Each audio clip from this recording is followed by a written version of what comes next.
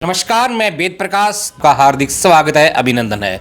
और इस वक्त मौजूद हम दिल्ली में, और दिल्ली में आज आपकी मुलाकात करवाएंगे एक बहुत बड़ी हस्ती हैं जो आज किसी परिचय की मोहताज नहीं है। आप उनके चेहरे को देखकर अंदाज़ा लगा सकते हैं कि वो हस्ती कौन है। हमारे साथ हैं विक्की चड्ढा जी, जो जूनियर कादर खान के नाम से मशहूर हैं और बहुत से सीरियल्स और फिल्मों में भी अभिनय कर चुके हैं। आज उनसे बातचीत करेंगे, मुलाकात करेंगे, कुछ विभिन्न मुद्दों पर उनसे चर्चा भी करेंगे। और सर, कैसे हैं? मैं ठीक हूँ, आप बताएं। बस बढ़िया है सर। अच्छा सर, सबसे पहले तो ये बताएं, जैसे कादर खान जी हैं, उनका आपको हमशक्ल कहा जाता है, जूनियर कादर खान कहा जाता है। कैसा लगता है जब लोग आपको जूनियर कादर खान के नाम से पुकारते हैं?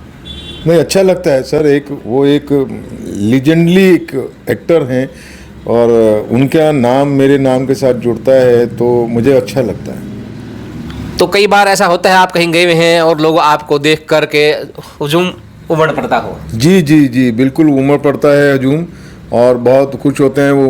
बस फिर उनके लहजे में उनकी जो बॉडी लैंग्वेज है उसके अंदर में कुछ उनके साथ में हेलो हाय कर लेते हैं तो वो भी खुश हो जाते हैं। अच्छा सर, पहली बार आपको कब लगा कि भाई आप का जो चेहरा है, शक्ल सूरत है, वो कादर खान जी से मिलती है?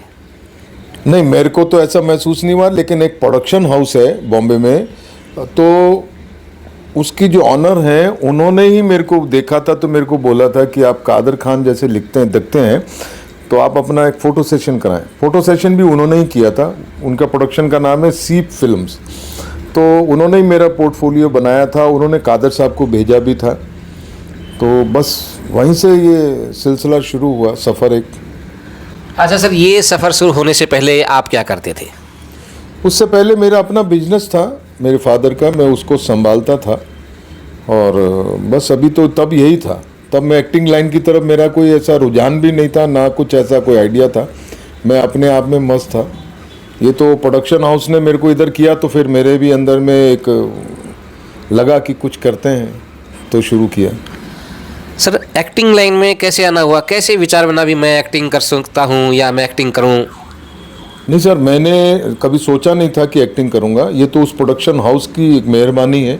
मैं उसका थैंक यू बोलता हूँ कि उसने मेरा ज़िंदगी में एक ऐसा मोड़ आया जिस पे उन्होंने मेरे को एक्टिंग लाइन में मेरी तरफ किया। और उसके बाद फिर मेरे अंदर भी एक रुझान या एक शौक़ एक पैदा हुआ। फिर मैंने दिल्ली में थिएटर को ज्वाइन किया, थिएटर किया मैंने, एक नाटक किए, नुक्कड़ नाटक किए एक अच्छे यूनिसेफ के। तो उसके बाद से फिर ये सिलसिला आस्ते आस्ते चल पड़ा और काफ़ी सारे सीरियल्स, जागो ग्राहक जागो के कई सारे ऐड थे, ऐसे ही और कमर्शियल थे जो मैंने किए। सर, पहली बार आपने कौन से सीरियल में काम किया था? पहली बार एक टेली फिल्म थी जिसके अंदर मैंने काम किया था, और उसके बाद एक और आर्मी बेस के ऊपर था एक दो सीरियल, नाम ऐसे अभी मेरे को भी निकल रहा है दिमाग जहन से। तो बस वहाँ से फिर सिलसिला शुरू हो गया, चलते चलते देखिए आज आप तक आ गया मैं। 35-40 साल से सर आप एक्टिंग फील्ड में हैं। नाम भी याद नहीं है किन किन धारावाहिकों में, सीरियल्स में, फिल्म में काम? नाम याद है, ऐसी बात नहीं है। एक मैंने किया था आर्मी बेस में, कश्मीर में गया था शूट करने, और वो था बैटल ऑनर।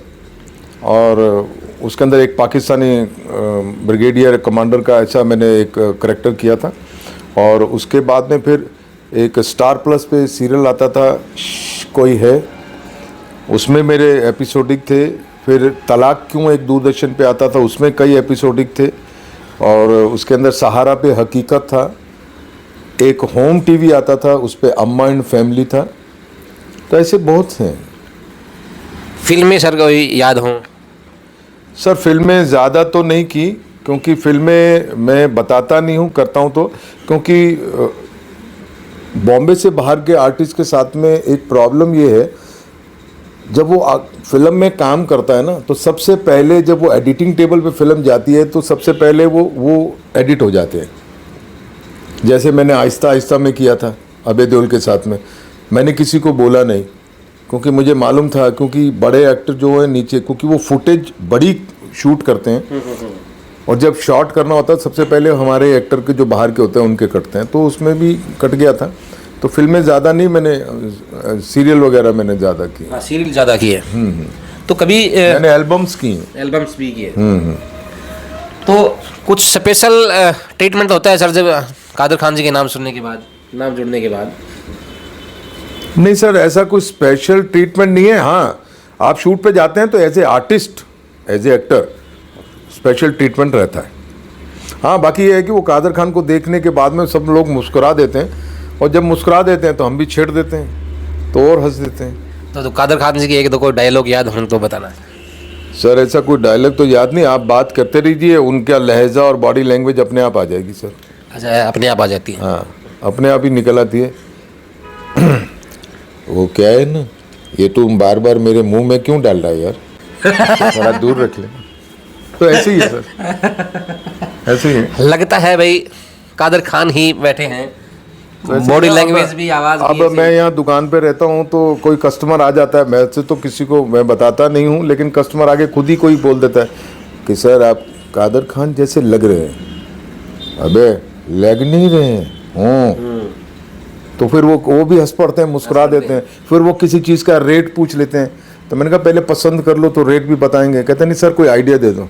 क्या बात कर रहा है यार, आइडिया छोड़ना, एयरटेल भी दूंगा, जियो भी दूंगा, सब दूंगा, तू चिंता नहीं कर। तो ऐसे करके लोगों से खूब मजाक करते हैं, हाँ कर लेते हैं सर। तो कस्टमर भी खुश हो जाते होंगे? हाँ जी जी जी, बिल्कुल खुश हो जाते हैं। अच्छा सर, परिवार में, रिश्तेदारी में लोग भी काफ़ी पसंद करते होंगे फिर तो? हाँ हाँ करते हैं सर, लेकिन परिवार और रिश्तेदारों में तो फिर एक वो है ना, घर की मुर्गी दाल बराबर हो जाती है ना सर। तो जैसे कोई शादी ब्याह का ओकेजन है तो स्पेशल आपको जरूर इनवाइट करते होंगे? हाँ सर करते हैं। अभी आपको आना है और किसी की टाड़ हो जाओ। हाँ जी बिल्कुल, बोलते हैं बोलते हैं। अच्छा सर, क्या कारण है, आज हम बात करते हैं दिल्ली की, तो दिल्ली में भी पहले बहुत फिल्में शूट होती थी, सीरियल भी होते थे, लेकिन आजकल नहीं लगता कि भी कुछ कम हुआ है? नहीं सर, ऐसा है, दिल्ली जो बेस थी वो दूरदर्शन पे बेस थी, कमीशन सीरियलों पे बेस थी। दिल्ली का जो आर्टिस्ट है आज वो बॉम्बे जा चुका है, जो अच्छे आर्टिस्ट हैं वो बॉम्बे जा चुके हैं, बॉम्बे में काम कर रहे हैं, अच्छा काम कर रहे हैं। क्योंकि दिल्ली के अंदर में, दिल्ली सेंट्रल है, तो यहाँ पे दूरदर्शन ना कमीशन सीरियल निकालता था कश्मीर पे या किसी और नॉर्थ ईस्ट पे, तो उसके अंदर यहाँ आर्टिस्ट काम करता था। बाकी फिल्मों की शूटिंग अभी भी होती हैं, आती हैं, यूनिट्स आती हैं, यहाँ शूट करके जाती हैं दिल्ली में। तो क्या लगता है सर, जैसे आप बहुमुखी प्रतिभा के धनी हैं, कास्टिंग भी करते हैं, एक्टिंग भी करते हैं, जी जी, मैं प्रोडक्शन भी संभालता हूँ, कास्टिंग भी आता है तो कास्टिंग भी करता हूँ, मैं करता हूँ सर। तो बहुमुखी प्रतिभा के धनी हैं, उसके बाद फिल्मों की तरफ रुझान कम क्यों है? सर फिल्मों की तरफ रुझान ये है कि मैं बॉम्बे, मेरा आना जाना कम रहा है। मैं काम के लिए जाता था, जैसे मैं पिछले अभी कुछ टाइम पहले मैं 3 महीने में बॉम्बे में रहा था, तब एक रियलिटी शो कर रहा था मैं, हेलो कौन पहचान कौन, जहाँ पे मैंने कादर साहब को प्ले किया था, जिसका जज चिंकी पांडे वगैरह थे।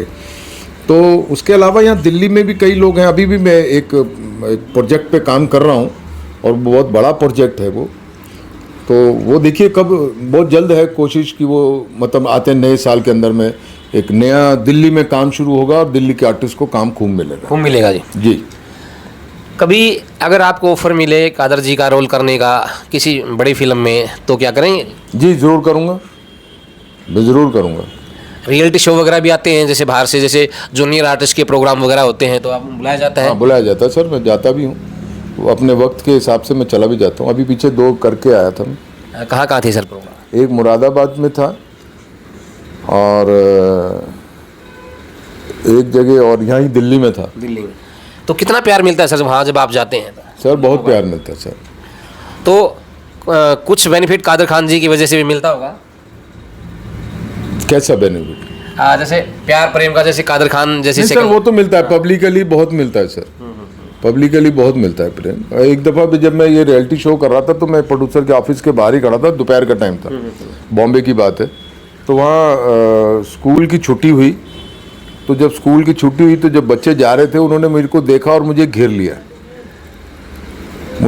मेरे से ऑटोग्राफ ले रहे थे, कादर खान, राजा बाबू के कादर खान। तो ऐसा करके अच्छा लगता है जी। अच्छा सर, आजकल बॉम्बे में एक मामला बड़ा चल रहा है, सलमान खान वाला, लॉरेंस बिश्नोई का, क्या कहना चाहेंगे इस मामले में आप? सर इस मामले में मैं क्या कहूँगा सर, इस मामले में मेरे पास कुछ कमेंट नहीं है। ये उनके ज़ाती मामले हैं सर, अब क्या कर सकते हैं। सर दिल्ली में अभी आगे विधानसभा के चुनाव आने वाले हैं, तो क्या चुनाव में भी आपको वहाँ विभिन्न पार्टियों द्वारा बुलाया जाता है? सर बुलाया जाता है, लेकिन मैं जाता नहीं चुनाव में। आज राजनीतिक कार्यक्रमों में नहीं जाता? नहीं जाता सर, मैं वहाँ नहीं जाता। राजनीति से दूरी क्यों सर? सर वो अपनी समझ से परे है, वो अपनी समझ से परे है सर, उसमें नहीं जाता हूँ मैं।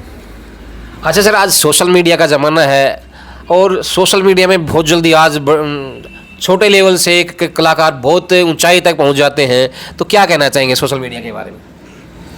सर सोशल मीडिया एक ऐसा प्लेटफॉर्म है जहां आप अपने टैलेंट को दिखा सकते हैं, लोग देख सकते हैं, लेकिन इसका नाजायज़ फ़ायदा भी कुछ लोग उठा रहे हैं, जिसमें मतलब मेल तो है ही है, फीमेल भी बहुत हैं, वो पीछे नहीं है, लेकिन बहुत गंदे कंटेंट उठा के दिखाते हैं। वो ये नहीं देखते कि इस नेटवर्क को, इस सोशल मीडिया को बच्चे भी देखते हैं, वो इस चीज़ का बिल्कुल सोचते भी नहीं है। और गंदे गंदे से कई कुछ मियाँ बीवी ऐसे हैं जो गंदे से कंटेंट बना के डाल देते हैं। तो कई जगह तो ठीक है, अच्छा है लोगों को, लेकिन जो टैलेंटेड है, जो अपना टैलेंट दिखाना चाहते हैं, उनके लिए सोशल मीडिया बहुत अच्छा है। वो अपना टैलेंट, क्योंकि कई जैसे महिलाएं हैं जो घर गृहस्थी में बिजी हैं, लेकिन उनके अंदर भी कुछ टैलेंट छुपा है जो वो नहीं दिखा पाई, वो इस पे दिखा पाती हैं। पता लगता है कि हाँ भाई कुछ है, इनमें टैलेंट है। ऐसे ही हैं कुछ लोग। तो ऐसे लोगों को क्या कहना चाहेंगे सर जो गलत परोसते हैं? सर पहले मैं ये कहूँगा, इंस्टाग्राम को चाहिए ये देखना, क्योंकि इंस्टाग्राम पे मैं रहता हूँ, तो इंस्टाग्राम पे मैं देखता हूँ, तो इंस्टाग्राम को ही चाहिए कि ऐसे लोगों को बैन करें, उनके कंटेंट वहाँ से हटाएं, साफ़ सुथरी सी एक रखें, ताकि लोग आराम से बात कर सकें और मिलजुल कर सकें, बाकी को नहीं। सर जैसे दिल्ली के साथ लगता हरियाणा है, हरियाणा में भी फिल्में बहुत बननी शुरू हो गई हैं, OTT प्लेटफॉर्म भी स्पेशल हरियाणा के बने हैं। तो क्या कभी हरियाणवी की तरफ से भी ऑफर आया है? हाँ, एक मैंने हरियाणवी की फिल्म की थी, उसके अंदर मैं वो नाम उसका भी भूल रहा हूँ, उसमें मैंने उसके मतलब एक मामा भांजे का करेक्टर मामे का किया था मैंने, वो दिल्ली का ही प्रोड्यूसर थे। अच्छा। एक किया था हरियाणवी का, एक ही किया था। तो अगर हरियाणवी में भी अगर आपको ऑफर मिलते हैं तो क्या करेंगे हरियाणवी में? जी बिल्कुल करूँगा, क्यों नहीं करूँगा। तो हरियाणवी बोल लेते हैं सर? सर वो बोल लेंगे उस वक्त में। अच्छा, बोल लेते हैं। हम बोल लेंगे सर, वो तो वो आपकी स्क्रिप्ट है, जो आपका लिखा होगा वो बोल लेंगे, उसमें कोई ऐसी बात नहीं है। जो बोलने को तो बिहारी भी बोल लेंगे। अच्छा, बिहारी भी बोल लेते हैं? हाँ हाँ बोल लेंगे सर, वो तो स्क्रिप्ट के ऊपर है ना, जैसे स्क्रिप्ट आएगी वो वैसा बोल लिया जाएगा। अच्छा सर, नए बच्चे जो इस फील्ड में आते हैं उनको क्या कहना चाहेंगे? सर नए बच्चों को मैं ये कहना चाहूँगा कि वो सबसे पहले अपने टैलेंट को अपने घर में ही चेक करें, और वो कुछ भी दिखाना या करना चाहते हैं, पहले शीशे के सामने खड़े होकर पहले वो अपने आप को टटोलें, उसके बाद कदम बाहर रखें। नहीं तो बाहर तो सब नाजायज़ फ़ायदा उठाने के लिए तैयार हैं। और आज का जो बच्चा है वो पहले किसी प्रोड्यूसर के पास जाता है या किसी डायरेक्टर के पास जाता है, वो पहले तो ये पूछता है मुझे पैसे कितने मिलेंगे। भाऊ जी, हम जब से हम गए थे लाइन में, तब तो हमको पैसे नहीं भी मिले तो भी हम काम करके आए थे, लेकिन आज का बच्चा पहले ही पूछ रहा था पैसे कितने मिलेंगे। तो प्रोड्यूसर क्या कहता है, भैया पहले अपना टैलेंट तो दिखा ले। टैलेंट तो दिखा। और टैलेंट होता नहीं है और वो भटकते हैं, वो फिर घर वालों को भी परेशान करते हैं कि पैसा दो, मुझे जाना है या आना है, या वो बेचो या फलाना। मैं अक्सर अभी तो नहीं, लेकिन काफ़ी टाइम पहले मैं मंडी हाउस में, हम लोग आर्टिस्टों का सब लोग एक शाम को इकट्ठे होते थे, तो वहाँ कई बच्चे आते थे, पूछते थे कि सर हमको काम मिला। भैया पहले अपने टैलेंट को तुम खुद पहले परखो कि तुम क्या कर सकते हो, उसके बाद फील्ड में आओ, ऐसे घर के बर्तन मत बिकवा दो। कादर खान का कोई भी एक डायलॉग दर्शकों को सुनाए, कोई भी जो आपको याद हो।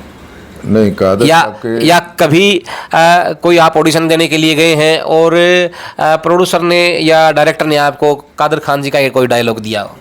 नहीं, ऐसा कुछ नहीं है। कादर खान साहब के डायलॉग कोई नहीं दिया मेरे को किसी ने कभी। उन्होंने ये कहा कि आप कुछ करके दिखा दो कादर साहब का, तो उनका यही होता है कि क्योंकि कादर साहब का एक खासियत ये रही है कि वो अकेले कभी कुछ नहीं किया उन्होंने, उनके साथ में एक आर्टिस्ट रहा है जिसके साथ वो खेले हैं। और अगर नहीं रहा तो उन्होंने खुद अपना डबल रोल करके उसके साथ खेले हैं। तो उसके अंदर उनके अंदर में यही खासियत है, इसीलिए मेरे साथ कोई बात करता है ना तो फिर मैं उसके साथ में फिर खेल लेता हूँ। अकेले में तो कुछ नहीं। अब मैं जनाब पब्लिकली जैसे अब ये बैठे हैं कोई, आंख फाड़ के क्या देख रहे हैं भाई, मेरा फेसबुक भी है, इंस्टाग्राम भी है, मेरे को फॉलो करना है करना। तो सर ऐसे करके हो जाता है। बहुत बहुत बढ़िया मुलाकात रही जी, आज अच्छा लगा आपका। शुक्रिया। और हमारे दर्शकों को भी राम राम कर दो। सर मैं हरियाणा का बहुत बहुत शुक्रगुजार भी हूँ। आज वेद जी आए हैं मेरे पास में, इंटरव्यू मेरा ले रहे हैं, तो मैं वेद जी का भी बहुत बहुत शुक्रगुजार करता हूँ। और हरियाणा वालों को सबको मेरी नमस्कार है, जय हिंद है। और मेरे लायक कभी कोई काम हो तो ज़रूर याद कीजिएगा, मैं हाज़िरी ज़रूर दूंगा। थैंक यू, बहुत बहुत धन्यवाद। धन्यवाद जी। तो ये थे हमारे साथ विक्की चड्ढा जी, जो जूनियर कादर खान के नाम से मशहूर हैं। कमेंट सेक्शन में अपनी राय ज़रूर दिए। ये मुलाकात, ये बातचीत आपको कैसे लगी? धन्यवाद, नमस्कार। मैं वेद प्रकाश।